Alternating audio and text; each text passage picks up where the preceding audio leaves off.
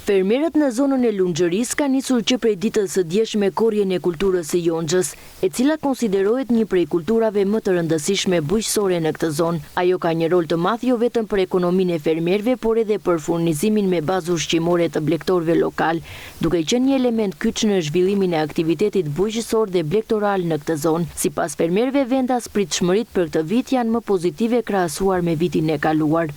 Procesi i korrjes ka nisur dje.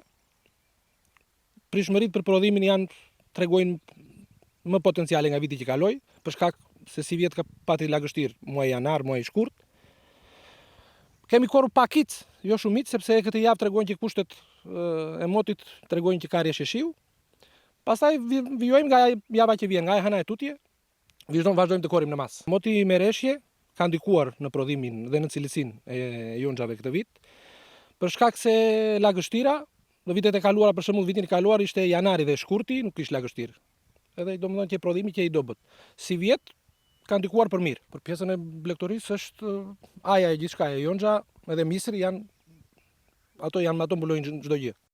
Paralelisht me korrjen e jonxhës, kjo periudhë përkon edhe me procesin e mbjelljes së kulturës së misrit. Aktualisht fermerët e zonës së Lunxhërisë ndodhen në fazën përfundimtare të mbjelljeve, duke vijuar punën intensive në fushat bujqësore. Procesi ka nisur para një jave, i mbjelljes së misrit, vijon, është pothuajse në përfundim në këto momente. Unë të paktën është parcela e fundit, kjo që po bëj, edhe për shkak vonesa ka qenë lagështira, sepse këtu gjatë dimrit mba shumë lagështirë. Kultura e misrit ka një rëndësi të madhe për qoftë blegtorët, qoftë për ata që e mbjellin për biznes, domethënë për të shitur. Toka ka shumë, madje me potencial, por uji është goxha i pakët. Nuk arrin.